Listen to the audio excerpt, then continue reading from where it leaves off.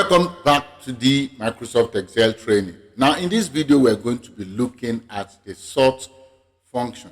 The sort function is a lookup and reference function. The function is used to arrange data in ascending or descending order based on specified criteria. So this function is useful for dynamic sorting of data without altering the original position of the data set. So the function syntax is just simply equals sort, then you have the array, you have the sort index, then the sort order. Okay? Then the key features here is that it dynamically sorts data without modifying the original list. It can sort by single or multiple columns, can sort in ascending or descending order, works well with filter, sort by, and unique function for advanced data manipulation. Of course, it's available in Excel 365 and 2019 version only. It's not available in older versions. Then the sort is an excellent function for dynamic and automatic sorting in Excel. So let's go into the Excel sheet and see an example with the sort function. So we have this data here, and all we want to do is just provide a sorted version of the data. So you are going to put equal sign and then put sort.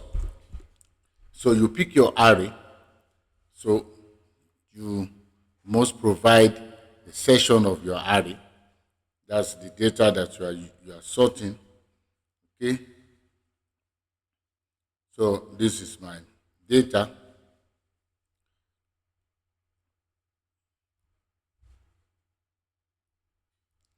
And then the next thing is the sort index.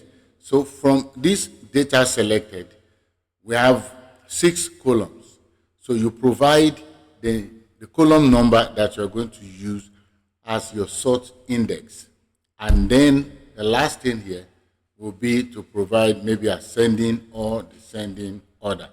So I'll just choose one, which is for ascending. And once you hit the enter key, you are going to have the sorted version of your data. Now, if you pick the header along with it, then the header will be lost in the data. So as you can see, this is where the header is.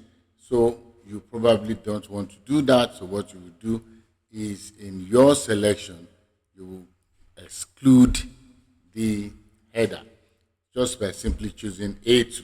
So the header will not be at the bottom of the range. As you can see, the header is no longer there.